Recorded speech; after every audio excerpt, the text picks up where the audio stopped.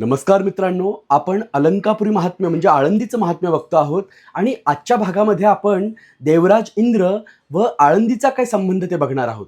एकदा भगवान शंकर आणि माँ पार्वती त्यांच्या प्रिय असलेल्या या अलंकापुरीमध्ये आलेले असतात. ते काही काळ इथे वास्तव्य करतात.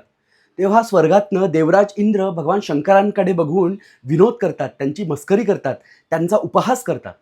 माँ पार्वतीला हे सहन होत नाही आणि माँ पार्वती इंद्रावरती क्रोधित होतात आणि त्या इंद्राला श्राप देतात आणि त्या श्रापामुळे इंद्राचं सुंदर रूप लोप पावतं आणि त्याच्या शरीराला 1000 छिद्र पडतात. तेव्हा देवराज इंद्र भगवान शंकराला माँ पार्वतीला शरण येतात.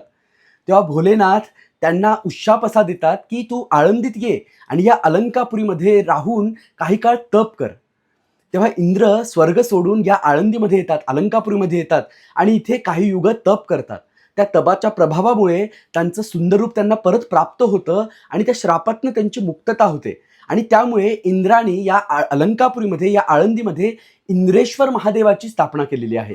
अलंकापुरीच्या पंचक्रोशीमध्ये हे इंद्रेश्वर महादेव आहेत आणि अशा प्रकारे देवराज इंद्र आणि आळंदीचा संबंध आहे. अवधूत चिंतन श्री गुरुदेव दत्त.